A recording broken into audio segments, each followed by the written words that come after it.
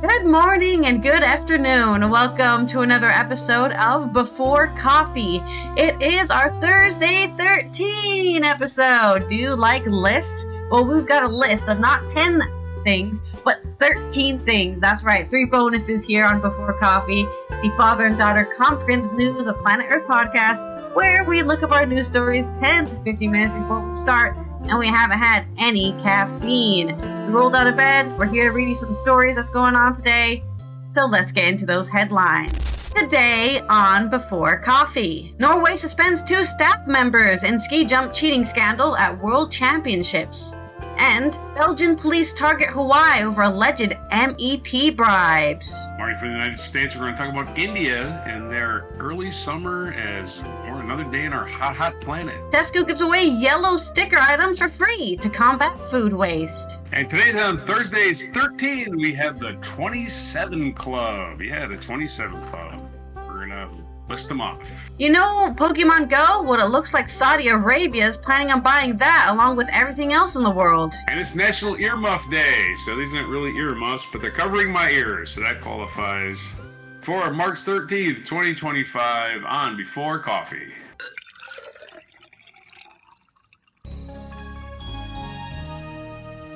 I think you said in your list that you've picked a lot of people that people don't talk about because they're technically not 27, right? It's their 27th year, but they never got to their 27th birthday. No, I didn't. No?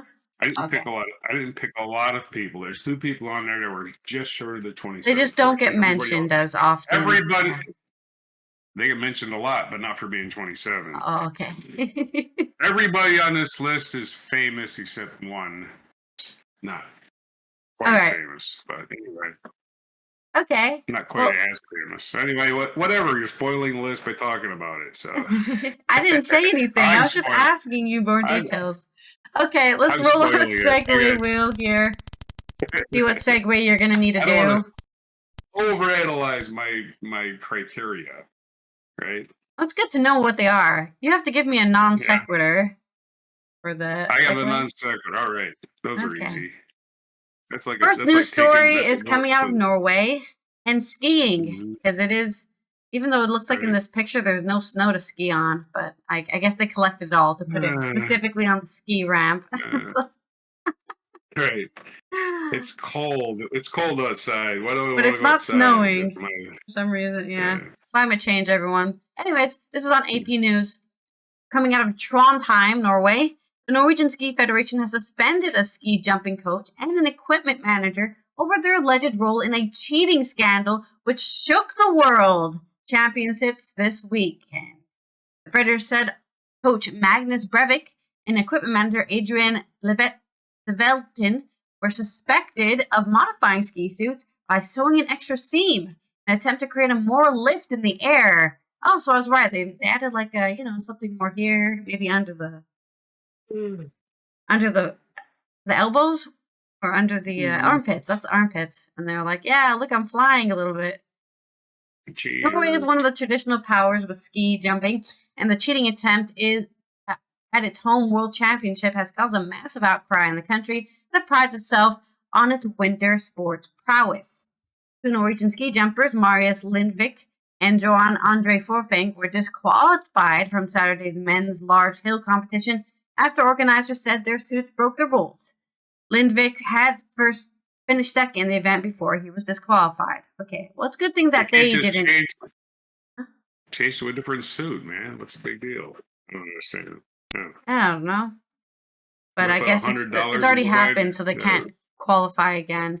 I'm just happy they didn't get banned or something. It was just they didn't get any punishment other than that, which I guess they could sue them or something. I don't know. Federation on Sunday, which was the 9th of March, admitted that the suits had been deliberately altered after a video emerged online of alterations being made. Why would you film yourself alter? Oh, man. Do they want to get caught? Is that the secret? I don't know. On March 10th, Breivik told Norwegian media that the several team members had been involved in the decision to alter suits, but that I should have stopped it. He claimed it was the first time they had stitched in an extra seam, but made a sailing analogy to explain why a stiffer suit would help the jumpers fly farther in the air. A tighter sale is better than a loose sale, Breivik said. Oh, so they just made... But that's what they consider alterations to the suit, just making the suit a little tighter? Very interesting. Well, they've got their requirements, I guess. You're not allowed to alter a suit once you buy it, maybe. Federations say Breivik and Levetten would be suspended indefinitely while inquiries continue. The International Ski and Snowboard Federation said on the 9th that had opened its own investigation. So there's your update on the drama in the Norwegian ski scene. Do not sew your suits. You gotta buy them straight from the store, already fitted on your body, and if they don't, well, that's your problem. Yeah, the whole purpose of a ski suit is to keep you warm. Yeah, it would have made more sense to me. They had added wings or something. Like when I heard suit alterations, I was thinking they added wings and they were gliding farther with the jump. But no, it's like we made the suit tighter, and we should be ashamed. Right. Okay. We're terrible people because we made a suit tighter. Ah! Yeah, that's what it seems like. My non sequitur would be the purpose is to keep you warm, not to make you streamlined. You don't freeze to death while you're skiing over a hill. Yeah, right. But we made it into a race. So there you go. And then some more news. Let's talk about corruption in politics. That's right. The Belgian police are targeting Huawei over alleged MEP bribes in a Qatar-gate-style investigation. Or Catergate style investigation. Police believe Huawei lobbyists may have bribed around 15 current or former MEPs with football tickets, gifts, and luxury trips to China. Huawei, of course, makes phones, plus probably other things, but I think they're most famous for their phones. This is by Magnus Lund Nielsen on Eurocitiv. Around 15 current MPs are being suspected of taking bribes. A Dutch news site, Follow the Money, reports early on Thursday morning, so today, which is the 13th of March. Belgian federal police raided offices and homes of Huawei lobbyists. Raids were also conducted in Portugal. Law enforcement were looking for evidence that representatives of the Chinese company had broken the law in their lobbying of members of the European Parliament. The raids are the culmination of a 2-year-long investigation, FTM reported. Belgian police confirmed the reports in a statement on Thursday without mentioning Huawei by its name. The statement says corruption offenses are believed to have been carried out regularly from 2021 to the present day, under the guise of commercial lobbying and taking various forms, including excessive gifts, dinners, travel, and invitations to football matches. Several documents and objects were seized and are subject to in-depth analysis, prosecutors added. The names of the MEPs in question are still unconfirmed. Investigators suspect Huawei lobbyists may have bribed MEPs with football ticket gifts and luxury trips to China. Because of the telecom's giant close ties with the Chinese Communist Party, Huawei has faced resistance in Europe. Investigators suspect the MEPs have taken cold cash to support the company amid a reputational backlash. FTM reports that a Portuguese company might have helped channel the money to lawmakers. Wow, there's a whole scheme going on here. The investigative incumbent European lawmakers, the European Parliament would have to waive their diplomatic immunity. Belgian prosecutors did that earlier in March in connection to 2 Italian MEPs in the Catergate probe. Bombshell reports come after the EU national government and the EU Commission have been preaching a cautious approach to companies like Huawei. We need to focus on to de-risk, not to decouple, Commission President Ursula von der Leyen said in 2023. Prior director at the NGO Transparency International EU, Michiel van Hulten, posted on Blue Sky that he previously passed on an anonymous tip to the Commission's anti-fraud body, OLAF, accusing 8 MEPs from the EPP and the SD for being involved. However, his complaint was dismissed. Van Hulten was director of the NGO Transparency International from 2019 to 2023. So, that's right, corruption's everywhere, and you gotta keep looking for it, because if you get comfortable and content and you're not looking for it, it's going to be happening right under your nose. So, I'm sure we'll hear some more news about what possibly, if there was any corruption, and if those MEPs are responsible for taking bribes and tickets and some free tea or whatever they were giving away. Hey! Can you change the law so our phones can explode? Yeah, I don't know. That's a bit wild. I'm an assumption.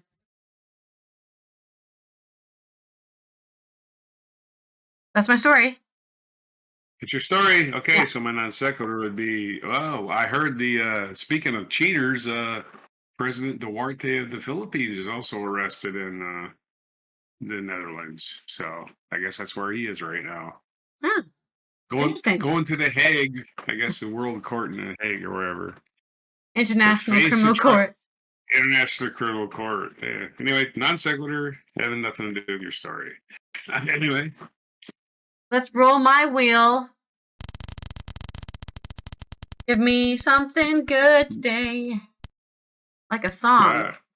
Nope, it's a personal story. Okay. Oh boy, personal story. Well, that's I have to talk about myself. Right? No, you can talk about something you read. Anyway, this is India. This is from BBC.com. India's heat wave. Summer is early and India's economy is not ready for it. By Nikhil Inamdar. Data from India's weather agency shows last month was India's hottest February in 125 years. Shorter winter has literally left Nitin Goel out in the cold. For 50 years, his family's clothing business in India's northwestern textile city of Ludhiana has made jackets, sweaters, and sweatshirts. But with the early onset of summer this year, the company is starting at washout season and having to shift gears. We've had to start making t-shirts instead of sweaters as the winter is getting shorter with each passing year. Our sales have halved in the last 5 years and are down a further 10% during the season, Goel told the BBC. The only recent exception to this was COVID, when temperatures dropped significantly. Across India, as cool weather beats a hasty retreat, anxieties are building up as farms and factories with cropping patterns and business plans getting upended. Winter clothes manufacturers say retail clients have been hesitant to pick up even confirmed orders due to soaring temperatures. Data from the Indian Meteorological Department shows that last month was India's hottest February in 125 years. The weekly average minimum temperature was also above normal by 1 to 3 degrees Celsius, which is a lot, in many parts of the country. Above normal maximum temperatures and heat waves are likely to persist over most of the country between March and May, the weather agency has warned. Here you are, India. You're going to turn into a desert very soon. For small business owners like Goel, such erratic weather has meant much more than just slowing sales. His whole business model, practice, and perfect over decades has had to change. Goel's company supplies clothes to multi-brand outlets across India, and they are no longer paying him on delivery, he says, instead adopting a sale or return model when consignments are not sold, are returned to the company, entirely transferring the risk to the manufacturer. He has also had to offer bigger discounts and incentive to his clients this year. Big retailers, let's try them words again. Big retailers haven't picked up goods despite confirmed orders, says Goel, adding that some small businesses in his town have had to shut up as a result. Heat has reduced yields in India's much-loved Alfonso mango orchards in the country's western coast, nearly 1,200 miles away in Devgad town on India's western coast. The heat has wreaked havoc on India's much-loved Alfonso mango orchards. Production this year would be around 30% of the normal yield, said Vidyahadar Joshi, a farmer who owns 1,500 trees. The sweet, fleshy, and richly aromatic,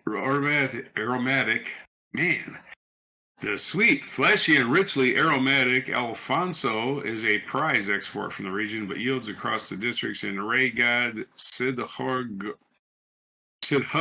and Ragnagiri, where the variety is predominantly grown, are lower, according to Joshi. We might make losses this year, Joshi adds, because he has had to spend more than usual on irrigation and fertilizers in a bid to salvage the crop. According to him, many other farmers in the area were even sending laborers who come from Nepal to work in the orchards back home because there wasn't enough to do. Scorching heat is also threatening the winter staples such as wheat, chickpea, and rapeseed, or however you say that. Well, the country's agriculture minister has dismissed concerns about poor yields and predicted that India will have a bumper wheat harvest this year. Independent experts are less hopeful. The agriculture minister looks like he's whistling past the graveyard. There's your metaphor for that guy. Not that we did a metaphor in the wheel.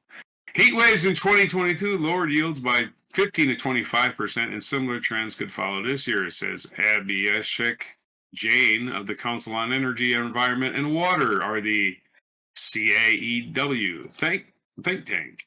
It's called the name of a think tank. It's called the the CEEW. India, the world's second largest wheat producer, will have to rely on expensive imports in the event of such disruptions, and its protracted ban on exports announced in 2022 may continue for even longer. 3 of 4 every Indian's districts are extreme event hotspots, according to one estimate. That's right. 3 out of 4 Indian districts are extreme event hotspots. That's 3/4 of the country, I guess.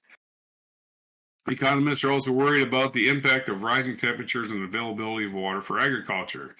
Reservoir levels in northern India have already dropped 28% of capacity, down 37% last year, down from 37% from last year, according to the CEEW. This could affect fruit and vegetable yields in the dairy sector, which has already experienced a decline in milk production up to 15% in some parts of the country. These things have the potential to push inflation up and reverse the 4% target that the central bank has been talking about.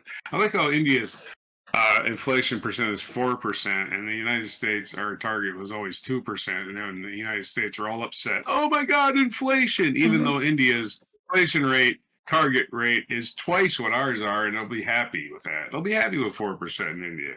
We're pissed off at 2% in this country. We are spoiled assholes in the United States. Food prices in India have recently begun to soften after remaining high for several months, leading to rate cuts after a prolonged pause. GDP in Asia's third largest country has also been supported by accelerating rural consumption recently after hitting a 7-quarter low last year. Any setback to this farm-led recovery could affect overall growth at a time when urban households have been cutting back and private investment hasn't picked up. Think tanks like CEEW say a range of urgent measures to mitigate the impact of recurrent heat waves needs to be thought through, including better weather forecasting, infrastructure, agriculture insurance, and evolving cropping calendars with climate models to reduce risk and improve yields. As a primarily an agrarian country, India is particularly vulnerable to climate change. CEEW estimates that 3 out of every 4 Indian districts are extreme event hotspots, and 48% exhibit what is called a swapping trend, which means traditional food-prone areas are witnessing more frequent and intense droughts, and vice versa. That doesn't make any sense. The country is expecting to lose about 5.8% of daily working hours due to heat stress in 2030, according to one estimate. Climate Transparency, the advocacy group, had pegged India's potential income loss, services, manufacturing, agriculture, and construction sectors from the labor capacity reduction due to extreme heat. They expect their potential income loss to be $159 billion in 2021, or 5.4% of its GDP. Without urgent action, India risks a future where heat waves threaten both lives and economic stability. There's your story. India, a hot planet, continues to heat up, and ain't nothing stopping it. Ain't nothing stopping it. Not even your denial is going to stop it, folks. You can deny it all you want.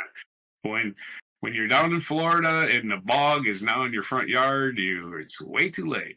Nobody's going to want to buy your house because, hey, Florida's getting underwater now. Anyway, yeah, it's very scary if India becomes a desert because, of course, I don't know if this is really a personal story, but, there's this thing called the refugee crisis happening. Usually those are caused by wars, yeah, but soon it's going to start being caused by it's too hot to live here. Everything, all the agriculture is dead. We can't do anything. And that's going to be very scary because India is one of the most populated countries on the planet. So when they the most populated. So if they start running out of India, I don't know where they're going. Because they're going to be going somewhere. And hopefully humanity doesn't abandon them because, hey, we don't know you guys. I'm going to be so pissed. Late. By the time that happens, it might be too late. People will not maybe. I hope not, but the whole world will be destroyed. It's not Indians' people's fault that they're in India, you know. That's all I want to clarify here. Is nobody, you know, God or whatever, right? It's not their fault they live there. And I'm tired of people being punished for, oh, well, maybe you shouldn't have grown up there. Okay. I could have controlled that. Hey, parents, you should have moved away before you gave birth to me. You went full non sequitur with that personal story. Right. That's cool. Anyways, let's roll the wheel for you. Right on. Woo! Wheel for me. Now you're going to have to tell me a personal story, looks like. Man, where's the soundboard? Aww. Personal story. Okay, well, I'll think of something. Well, this might be relatable. Everyone's might have done this once in their life. This is by The Independent by Bryony Gooch. Tesco is giving away food to combat food waste. Tesco is set to give away food for free in its pursuit to end food waste and hit its net zero targets. The supermarket is trialing a yellow sticker system with marked prices of £0 for food that is about to go out of date, in a change from its usual reductions with seafood discounts typically limited to 90%. So instead of paying £1 for that bread that's going bad, you can pay £0. Good luck. The company is testing the change in a small number of its express stores for shoppers who visit past 9:30. So if you have a Tesco Express near you, check it out. After 9:30, you might find a lot of free stuff. Please take this stuff before we throw in the garbage. And then you go garbage. That's a thing in America. I don't know if it's a thing in the UK, but in America it's illegal to go dumpster diving in certain states, which is insane because when you see the videos of those people who do go dumpster diving, it's like, wow, a full set of bread just here. Like piles and piles of bread they threw away because it's going bad, you know, in a week. They just threw in the trash, you know, for no reason. None of them are moldy. I mean, they're going to be moldy now because they went to the trash. That's why the United States has the fattest raccoons in the world. Yeah, exactly. At least we keep the raccoons fed, not our own people. The company is testing this change in a small number of express stores. Tesco aims to give unsold food to charities, but some of it has been used to generate gas that can be burned for energy in a process known as anaerobic digestion, counted as waste. As part of this new trial, Tesco will still give food to charities, while staff will get priority for yellow sticker items that had been reduced earlier in the day. Oh, that's nice. They also let their staff get it. That's a thing that also happens in America, right? Hey, can I take this home? We're going to throw it away anyways. No! You can't take it home. We're going to throw away that whole gallon of milk because we're not allowed to give it to anybody. You could sue us in liability if this milk is spoiled and we gave it to you for free. Right. I mean, if they're asking for it, make them sign a liability paper. I'm not liable for this food, suing you for this food that I'm getting for free. If you're so worried about the law. When you're moving your food 90 feet to where it's going to be disposed of, that's the only real difference. The location you moved it from. You put a sign up that says, we do not assume any responsibility for this food behind this sign. And then you got to, you know, you got to sign a liability waiver before you go into that area. We are. That's what I'm saying, right? It's like your own workers. You don't let your own workers take your food, right? You just, sign this paper, you can take it. Well, you're afraid of pilferage then. Then the pilferage is going to go. People will be stashing stuff so they can take it home later. Yeah, well, that's because you don't let them take it for free, you know? No, I'm just saying. I like this stuff. Let me stash it till it's expired so I can have it for free. That's what I'm saying. Oh, okay. Well, maybe that happens. I don't know. Yeah. Anyways, they're letting the staff take some yellow sticker items and also set what those will be. Any leftover food, which is still in stores in its run-up to closing time, which is marked reduced to clear, will be available for customers to take home for free as part of the trial. Tesco told the staff in an internal memo seen by the Telegraph that the trial would allow it to continue with our drive to reduce food waste within our own operations. The brand has set itself ambitious targets to hit net zero, which were validated by Science-Based Targets initiatives in 2023. One of these targets includes to have food waste in the operation by 2025. Yeah, well, that's one way to do it. Just give it away. It's not food waste. We gave it away. Yeah. Another way is to redefine what food waste is. And then you can say, we wasted zero food because we redefined what food waste is. Right. But I'm glad they didn't do that. Well, maybe they did both. They could be doing both. The article doesn't mention that. Last February, the supermarket had to revise its figures about the progress that had been made cutting down on food waste, as it emerged that it had been working with a food waste processor using anaerobic digestion, which still is considered waste. This is meant to cut food waste by just 18% between early 2017 and 2023 instead of the 45% it had believed. Oh, damn. That's pretty disappointing. You expected to only almost be 50%, and then it wasn't. So they had to, that's why they're giving away free food. The Tesco spokesperson said of its latest trial, "We are constantly looking for innovative ways to reduce food waste. And in all our stores, we offer unsold surplus food to charities and community groups, donating millions of meals each month. This trial is a small number of our express stores will allow customers to take any remaining yellow stickered items for free at the end of the day after they have first been offered to charities and colleagues." Of course, then you get another thing I was just thinking about, which I hope doesn't happen, but it could happen. Get people taking the stickers off and putting on something else. Hey, you said I could take this whole toaster for free. It's going to expire soon. Which I don't think is happening, but it would be pretty funny to be. Yeah. The expiring toaster. Well, you know what? That thing pops up. I'm sure they mark this stuff in the system as well, so that if you try to scan it I guess you don't scan it. Maybe you don't scan at all. You just walk out of the store. I'm not sure. I feel like you still have to scan it so that you have your itemized receipts. Wait for when you do your inventory. I think you still need to scan it, but it'll just come up as zero. I hope. Yeah, and there's loss. A lot of things is digital nowadays, so you can't just, wow, all the yellow items are gone. I guess nobody stole anything. Yeah, I think that you still probably have to go through the till. But that's my story on free food from Tesco. So if you have an Express on your corner, check it out after 9:30. You might find some goodies. Nice. This isn't about supermarkets, but it's about restaurants. And the personal story is maybe many people have experienced this in fast food places that only serve breakfast up until 10:30 or whatever, or 10 o'clock. And you go in there at 10:30. You go in there at 10:31. This happened to me. You go there. I won't mention the restaurant, but it's famous and popular and large. You go in there at 10:31 and you go, "Oh, we're not serving breakfast anymore." And you see breakfast sitting on the little hopper, the little heaty thing, ready to go, right? And he goes, "Well, you still got those McMuffins back there or whatever. Can you serve those to me?" "No, we can't.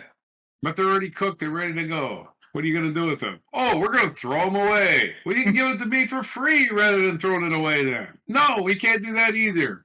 "Oh, that makes no sense whatsoever." And it's because the clock changed. Just because the clock is different. It's not even spoiled. It's not even spoiled food. It's freshly cooked, and they're like, we got to throw it away. It's after 10:31 because we can't sell it. We got to throw it away. It's not breakfast time anymore. The stupid clock, and you're not going to. Mind-boggling. Yeah, that happened years and years and years ago. Yeah, hopefully they change that. That's the stupidest thing I ever heard. Well, we gotta follow the rules, even though the rules are based on an imaginary thing like time. You know, it's 10:30 somewhere. Just give me the friggin' McMuffin or whatever.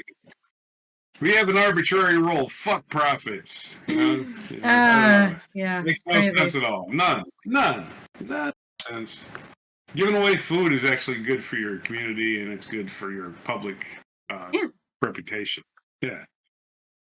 All right. So spin the wheel, I guess. Yep, I'm spinning the wheel.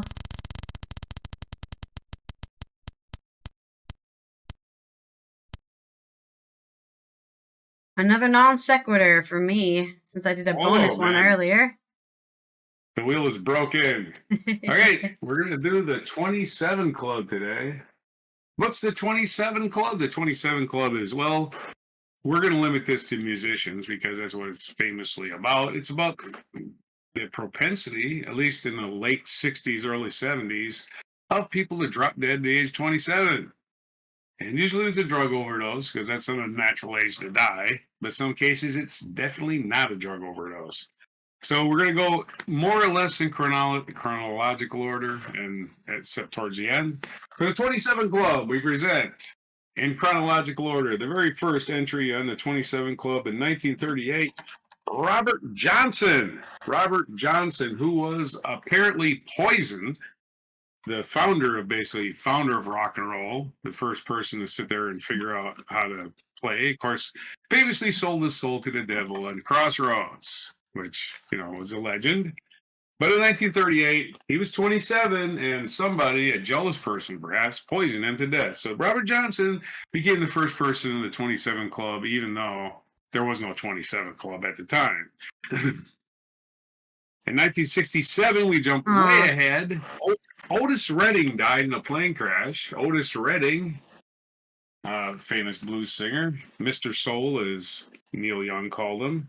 He was not quite 27. He was 26, but he was turning 27 that very year, within the next year. So that should This count. Is one of our bonus people. Yeah, this is bonus. We're putting him in the 27 Club because the only reason he didn't turn 27 is because his plane crashed into the water. So yeah, terrible. He didn't die a tragic overdose death. He drowned because it was December in Wisconsin, and you really can't swim for very long in a lake. No, hypothermia sets in quick when it's negative Fahrenheit. And one other qualifier for a 27 Club is some people claim life begins at conception anyway. So there you go. Add 9 months to how long you've been alive. So after going, that's what the Koreans used to do. Right. After 30 years of the 27 Club, we only had to wait 2 years this time, as 1969, Brian Jones of the Rolling Stones drowned in his swimming pool. Less than very, very shortly after he was kicked out of the band. Okay. For being an obnoxious dirtbag who was on drugs all the time. Mm-hmm. That's why they kicked him out. And then he went swimming. He got even more depressed and drowned himself in his swimming pool. So Brian Jones, basically the first 27 Club of the rock and roll era, who was actually 27. 1970, though, they started coming in big succession. In 1970, Al Blind Al Wilson, who played at Woodstock with the band Canned Heat, died of a overdose. He's our first overdose death. They're going to become quite common in this list. Al, of course, he was the singer, lyricist, guitar player, all-around talent. He was called Blind Al because he had really thick Coke bottle glasses that he didn't wear on stage, so he couldn't see jack diddly while he was playing. But he wasn't actually blind, but they called him Blind Owl. Anyway, 1970, of course, the more famous of the 27 Clubs start now with Jimi Hendrix. Another overdose. Jimi Hendrix, one of the most versatile, talented, innovative guitar players with his left-handed Stratocaster, also took too many drugs. And he died in 1970. And I don't know when this 27 Club became a thing, but it was starting to become a thing because very shortly after that, or in that same year, Janis Joplin died of a drug overdose. So Janis Joplin joined the 27 Club. We had 3. Maybe there was some bad stuff going around, huh? I guess so. 1970 was a bad year for overdoses in the 27 Club. That sounds like just there's some bad stuff, some laced with poison going around or something. Yeah, I want to just say it was on purpose and then the CIA was behind it. That's always been my theory. Oh, rock and roll's getting too popular. Better start killing them off. Especially the ones that have propensity. Nobody will notice because they're druggies anyway, right? Exactly what happened. Oh, yeah. Well, that makes sense. They were drug addicts. Drug addicts doesn't mean you want to poison yourself. It means your system needs a drug, just like insulin. Like diabetics aren't called drug addicts, even though they got hooked on sugar. Anyway, In 1971, Jim Morrison joined the 27 Club because he was 27 when he died in Paris of another unprescribed drug overdose.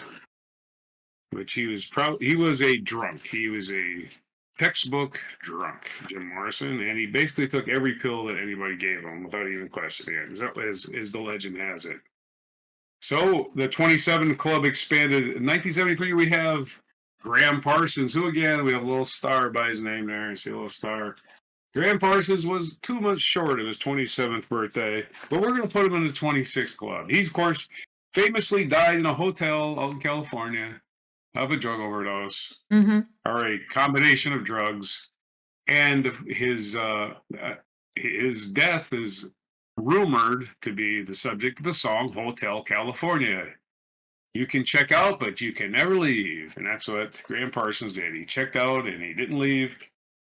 And of course, we did a story about his friend kidnapping his body from the airport and burning it out in the desert. And that really happened. Yeah, one of your more wonderful, I guess, rock and roll legends involved in a tragic death at 26 and 10 months, basically. Yes. And our next 1973 death is Ron Pigpen McKernan of the Grateful Dead, one of the lead singers of Grateful Dead. You only remember Bob Weir and Jerry Garcia, but Pigpen was a actual pigpen, apparently, because he died of gastrointestinal disease. He ate all the wrong stuff, apparently, and that's, he had a bit of a weight problem. You don't get a name Pigpen from, just being, But anyway, tragically, part of the 27 Club, the Grateful Dead's Pigpen. 1975, you know this guy from Badfinger. Chief lyricist and singer and guitar player Pete Ham died of suicide. Yes, he was in a band Badfinger, which was signed by the Beatles to their Apple record company. Pete Ham was in a dispute with his manager, who had taken all the band's profits. Badfinger had several big hits, Baby Blue, Day After Day, Without You, bunch of hit songs, and Pete Ham wrote all of them. And he wrote Without You for Harry Nilsson. Harry Nilsson had a big hit with that. And Pete Ham was not getting any money from that.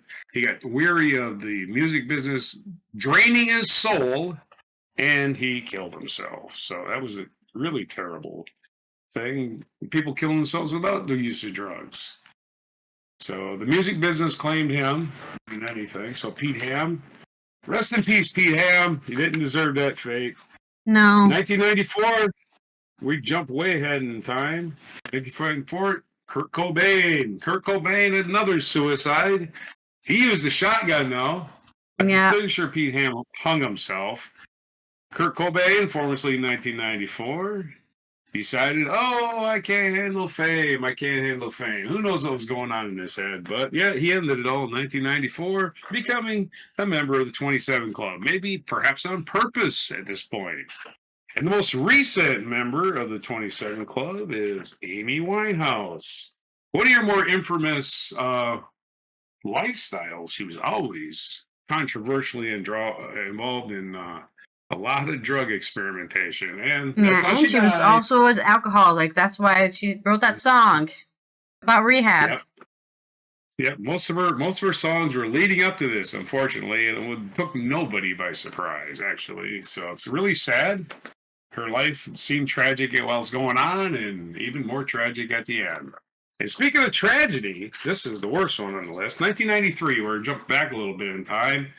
Mia Zapata. And Mia Zapata is the one you haven't heard of. And why haven't you heard of her? Because she was in a group called the Gits, which was one of your Seattle grunge bands.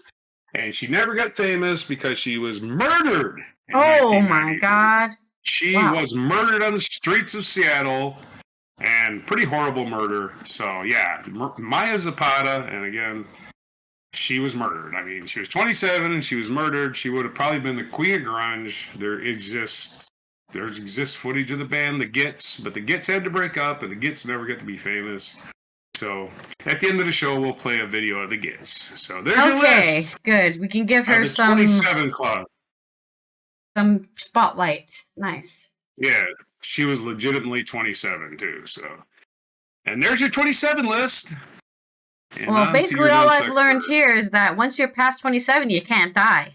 So I just got the rest of the world ahead of me. Woohoo! Yeah. True. I've been 27 twice already. Hell yeah. You're double not going to die, ever. Got that double immunity. You get to be 80. Once you get to be 81, it's over. So Bob Dylan's going to live forever. Oh, really? Okay. and Willie Nelson's going to live forever. Keith Richards coming up there pretty soon. I think he's around 80, 81. Yeah, he's 83, anyway. I think. Oh, wow. Yeah. I know Mick Jagger's 81, so. Anyways, let's roll the segue wheel.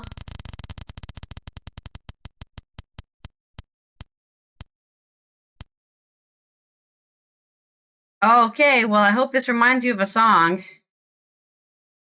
We're talking about Saudi Arabia buying everything in the world, including Pokemon Go. Well, they might be. Or they are. That's their plan. I have no idea. I have to read the article. This is from Johnny Wolfitz on Euronews Culture.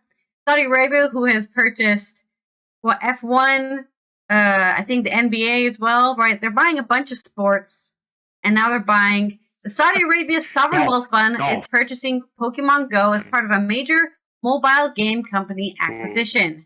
So they're buying the company that owns Pokemon Go. The Public Investment Fund, PIF, Saudi Arabia's Sovereign Wealth Fund, is set to pay $3.5 billion, or 3.2 billion euros, to buy the gaming division of Niantic. The San Francisco-based software development company is best known for its mobile game Pokemon Go and Monster Hunter Now. Pokemon Go is one of the world's most popular mobile games. Launching in 2016, the augmented reality game was developed in collaboration with the Pokemon Company and Nintendo. Its usership peaked at 232 million active monthly players in 2016. It's currently around 30 million monthly players because, yeah, it was a huge thing, and then people were getting arrested for going to your backyard, so people got a little too obsessed with it. It won't work to say that Pokemon Go will remain the same because it's always been a work in progress, said Ed Wu, who leads the Pokemon Go team. But how we create and evolve, it will remain unchanged, and I hope that we can make the experience even better. PIF is one of the largest sovereign wealth funds in the world, with assets estimated to be worth nearly $1 trillion. Established by King Faisal bin Abdulaziz Al Saud in 1971, the PIF is used by Saudi Arabia to finance companies in the country, as well as invest in foreign ventures, like Pokemon Go. Major recent investments by the PIF include Premier League football club Newcastle United, as well as the creation of the LIV Golf, intended to compete with the PGA Tour.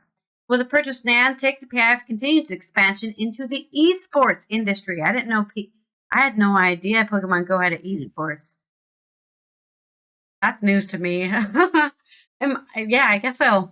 PIF already owns Scopely through its Savvy Games Group company. After the $4.9 billion acquisition in 2023, Scopely, which is known for Monopoly Go, will add Niantic to its portfolio. People are playing Monopoly on the go?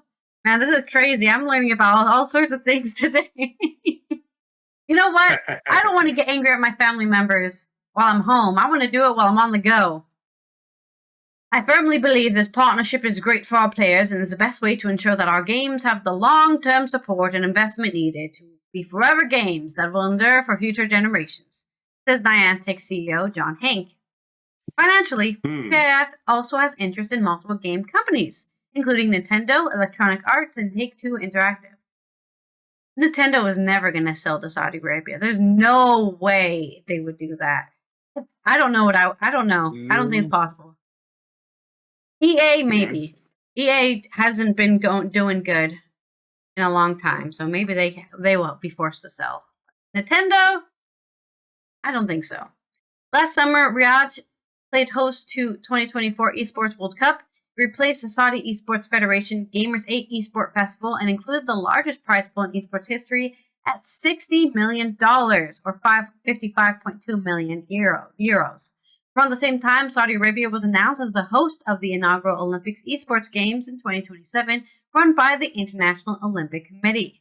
Alongside a successful bid to host the 2034's Men's FIFA World Cup and the 2035 Women's FIFA World Cup, Saudi Arabia has made its interest in international sports and esports very clear. This tactic has been criticized as sport washing. Sport washing? Oh, now we're just making stuff up. Oh. Well, I get it. Let's all relax and watch Live Golf. Who cares that they cut people up into little pieces? Okay, so sport washing is the idea of using sports in order to continue selling their huge amount of oil reserves so that they can continue killing the planet. That's what I think about anybody who's selling oil. I don't care what they're doing it for. Yeah. I think we should stop selling it, but we're not, so we're still using it even. Well, it's good for lubricants, but we shouldn't be burning as fuel. No. We should stop burning. But that's what F1 does, right? That they're also doing the F1 stuff, and that's a lot of. Doesn't fuel. F1 run on? I don't think F1 uses gasoline. I think they use something else. I think they might burn alcohol or something. They shouldn't use gasoline. Some of them. There's a racing series that doesn't use gasoline, or at least full strength. Yeah, maybe it's F1, the more European one. That's possible. Yeah, maybe I'm just pulling that out of my ass. Yeah, maybe. Sports washing is when companies, countries, or individuals use sports as propaganda tool to distract from negative narratives. Yeah, we're killing the planet. But hey, look! Pokemon Go, guys! We're buying Pokemon Go! Look at this new patch. Don't look over there. In Saudi Arabia's case, the PIF's investment in sports companies and hosting international events has been accused of means of diverting attention from its accusations of human rights abuses. You know, they probably have modern-day slavery in Saudi Arabia, for all I know. A report by Human Rights Watch accused Saudi Arabia of using these tournaments to avoid criticism, which they deny. The criticism ranged from human rights abuses to the treatment of LGBTQ community and a mass killing of migrants along the Saudi border with Yemen. Well, I mean, I guess Europe's not killing its migrants yet. They're about to join in, I'm sure. And then there'll be sports washing as well. Other news coming out of esports, I guess, in Saudi Arabia acquiring more and more things so that you don't notice that they're evil. I think most people agree Saudi Arabia is evil. In case you don't know, they are. The end. That's my opinion. It reminds me of a song. What song does it remind you of? The Devil or something? No. Games people play. Oh, that's true. Sports. Games people play by the Alan Parsons Project. Games people play. You take it or you leave it. Games people. Anyway, I don't know all the words. It's not a song about games. But it reminded me of the title of the song anyway. Yeah. Games people play is about mind games. Well, they are playing mind games because they're... Look over there. Yeah, right. Anyway, they're gonna kill some Yemen people. Yeah, true. Yeah, that's right. We're not actually terrible people just because we're ruining the planet and chopping people up and holding on to our billions with a tight fist. Yeah. I mean, look how much fun you had at the Olympics. Wasn't that great? Anyways, this is my segue wheel for this. Yay! Winning stuff. Yay! Woo. Okay, this day in history. This day in history. Mixed metaphor. Mix your metaphors, and we got mixed stories. So we're going all the way back to the mists of time of 1642. The Marquis de Cinq-Mars, a favorite of King Louis XIII of France, signed a secret treaty with King Philip IV of Spain in a plot to overthrow Cardinal Richelieu. Is that complicated enough for you? I don't know how to uncomplicate it. In 1741, the Holy Roman Emperor Joseph II was born. He was the first co-ruler with his mother Maria Theresa, and then acted as sole ruler of the Austrian Habsburg dominions. Oh, the Habsburg dominions. There should be a song about that. Our 1809, shortly after Sweden surrendered Finland to Russia, Swedish King Gustav IV Adolf was overthrown. They just threw him over like expired milk. In 1870, expired milk. He was an expired. There's your metaphor. Sorry about that. And in 1870, artist William J. Glackens, whose paintings of street scenes and urban life rejected the dictates of 19th century academic art and introduced a matter-of-fact realism to American art. That's a good thing. So happy birthday to William J. Glackens, who was born in 1870.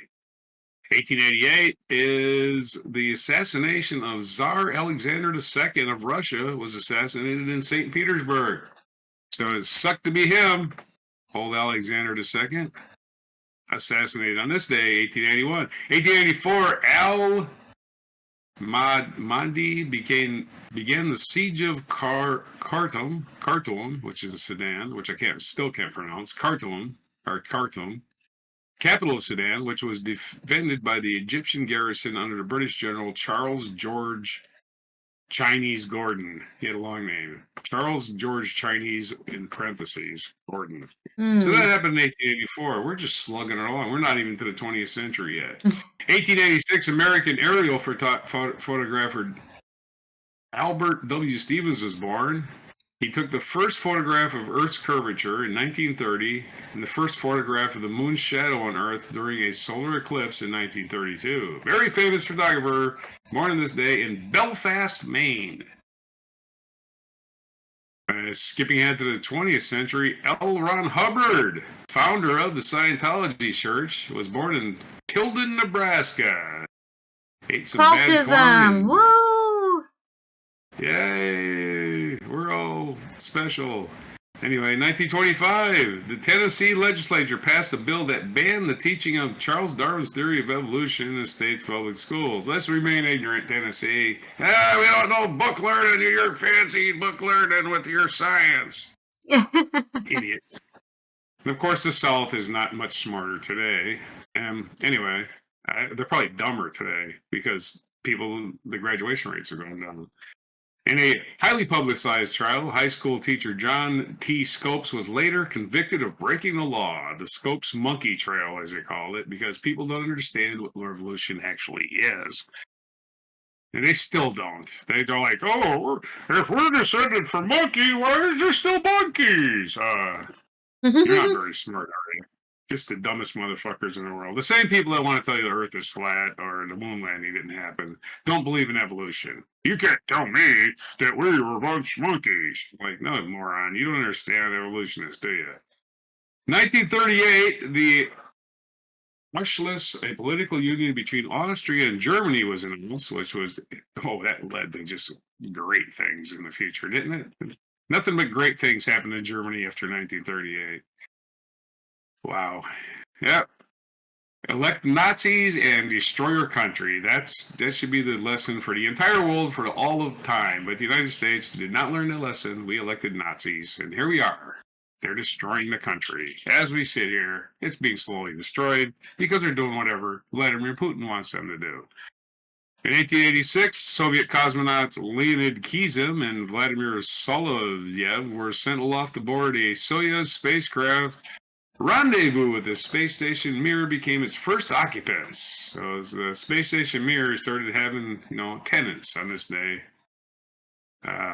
Very soon after this day, in 1986, which is, of course, in the aftermath of the Space Shuttle Challenger exploding in January of 1986. It was one of the colossal failures of American space program. It's going to have more colossal failures because, we got Leon Scum running it now. 1996, a gunman invaded a primary school in the small Scottish town of Dunblane and shot to death 16 young children and their teacher before taking gun to himself. The school shooting resulted in various changes to British gun laws. Imagine that. They cut it off at the source. They made it harder to get a gun. Wow, imagine that. My imagination can't do it. My brain's burning. I think I'm going to die if I think about it any longer. in the United States, we pretend to have this thing called the Second Amendment, which doesn't do anything. It doesn't provide you with any guns whatsoever. It doesn't even mention guns, but we pretend it has relevancy. When of course the Fourth Amendment no longer exists because the government can kick in your door anytime they want to, without a warrant, without anything, as long as you're 100 miles from the border. And what's the border? We don't know. Is the ocean the border? Is Lake Michigan the border? I don't know. The government will decide when they kick into your door. Yeah. So forget the Second Amendment. It doesn't matter because the Fourth Amendment doesn't exist anymore. They're just going to take your shit. Sorry. 2012, Encyclopedia Britannica Inc., which announced it was ceasing publication of its print version, the oldest and longest continually published English language journal print encyclopedia. So they stopped doing it, but of course, this is their website. So they just said, "Hey, we're done killing trees. If you want to buy it, encyclopedia, it's going to be digital only." In 2013, Jorge Mario Bergoglio, the Archbishop of Buenos Aires, was elected the Pope of the Roman Catholic Church, taking the name Francis I. He succeeded Benedict XVI, who had resigned, and Pope Francis I is not long for this world. He's very, very ill, so we'll probably be announcing that very soon. 2020, Breonna Taylor, an African-American EMT, sorry. In 2020, on this day, Breonna Taylor, an African-American EMT, was killed by a Louisville, Kentucky police officer as they burst into her apartment. We were just talking about the Fourth Amendment, weren't we, huh? Yeah. Just kicking in doors. They burst into her apartment during a botched raid. Her death led to massive protests by Black Lives Matter activists and others who call for police reform. Well, no shit. They just, let's just kick in doors and start shooting people. They're not real people. They're just, they got brown skin. Actually, it doesn't even matter. Cops have the mentality, doesn't matter what color the cops' skins are. They just like, they're obviously criminals. No, there's nothing obvious about it. You only call the police on criminals and never on anything else. That's how it's been for the beginning of time. When anybody says anything's obvious, they're full of shit. Anyway, in 2021, another tragedy. American boxer Marvin Hagler died at the age of 66. He was a durable middleweight champion who was one of the greatest boxers of the 70s and 80s. One of my favorite boxers, Marvin Hagler. He could really fight. And all of his fights were entertaining. So, you want to watch boxing, watch a Marvin Hagler fight. Marvin Hagler versus Sugar Ray Leonard is one of the all-time classics. They fought more than once. Their featured event, 1781, on this day, the planet Uranus, or Uranus, as scholarly people like to call it. Smartasses call it Uranus. English astronomer William Herschel observed this day in 1781, the seventh planet from the sun, Uranus, first described by him as a curious ether nebulous star, or perhaps a comet, and named for the father of the sun god, Saturn. And featured biography, Susan B. Anthony, was suffragist, was born this day. Sorry, she died on this day, March 13th, 1906. At the age of 86 in Rochester, New York. She was born February 15th, 1820, in Adams, Massachusetts. Susan B. Anthony. She's so famous she got on our money. That's how famous she was. 1741, Joseph II was born. These are other birthdays. Joseph II, Holy Roman Emperor. 1764, Charles Grey, 2nd Earl Grey, Prime Minister of United Kingdom, born in 1764. Yep. Percival Lowell, American astronomer, born in 1855. We already covered L. Ron Hubbard, the Dianetic Scientology guy. 1941 is the birthday of Mahmoud Darwish, a Palestinian poet. And those are your birthdays. What day is it today? Besides National Ear Muff Day, it's National Open an Umbrella Indoors Day. So make sure you do that today. That's bad luck, huh? Important. Very important. It's National Good Samaritan Day because who wants a bad Samaritan, right? Yeah, you hear about the bad Samaritan. You only hear about the good ones. Yeah. Don't be a bad Samaritan. And it's National Coconut Tort Day, and it's National Canine Veterans Day. Yes, right. Our four-legged friends in uniform who go and save lives. They do a lot of bomb discovery, landmine discovery. Very, very vital. Canine veterans. It's National Jewel Day and National Dermatologist Day. Do you have skin? I think most people do. Well, you should celebrate your dermatologist if you have skin. If you don't have skin, man, don't go out in the sun. That's all I gotta say. Start working on that skin implant that they're getting better at them, you know? So, yeah, and some people just have thin skin, but that's a metaphor. National Jewel Day. So that's your days, that's your nonsense, your wheel spins, your list, everything for this today. March 13th, 2025 on Before Coconut Port. Coconut. Well, looks like the ball's in your court. And the gloves are coming off. So let's go ahead and finish today's Thursday 13 episode. Everyone, thank you for stopping by. This has been Allison from the Netherlands and Roger from the West Coast US. We hope to see you tomorrow for our Friday news dump, where we're going to dump all the news. We're just going to, all of it, onto our screens, and then we're going to forget about it for the weekend because we got better things to worry about. Make sure you're subscribed, turn those notifications, comment down below which death was so tragic on our list. Or maybe we didn't mention one that you wanted to talk about that affected you personally. Let us know. We can all have a therapy session in the comments below. Without further ado, let's watch our sad cut too short, life cut too short. But it's actually a good show. The show's not sad. The band's future is sad. In our mic drop moment. Yeah, the Gits from probably 1993. You talking to me? You get. You get. Oh, look at that hair. It was Seattle grunge. You weren't lying. That's the person I've never seen.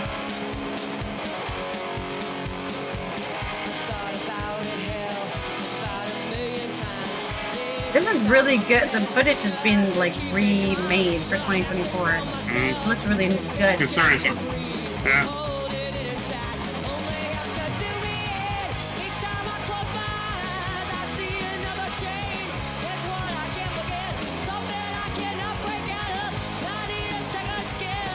Mia Zapata. And she has a good voice.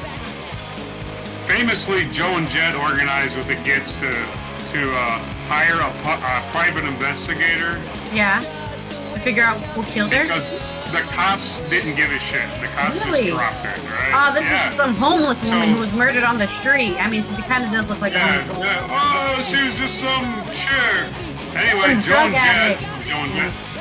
Jet and the Blackhearts helped raise money to hire a private investigator who found the murderer. Nice. Good job, Joan Jett. She even played with the Gits. She played live with the Gits in the fundraiser. Terrible.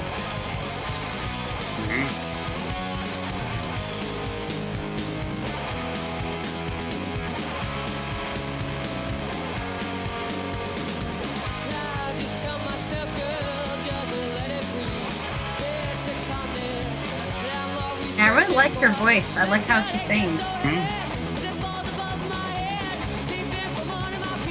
There is something very 90s about it, of course. Makes you a little nostalgic. Makes me nostalgic about going to Seattle, which I can just get on a train and go to Seattle now. Yeah, you're so much closer now.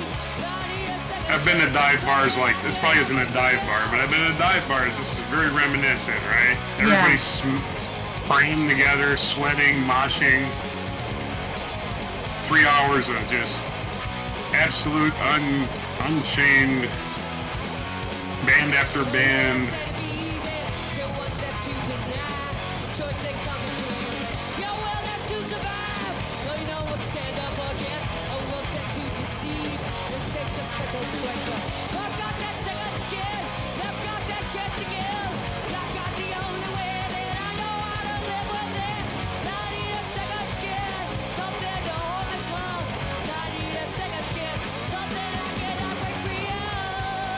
I need a second skin.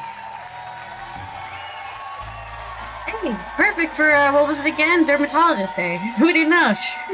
We do plan that.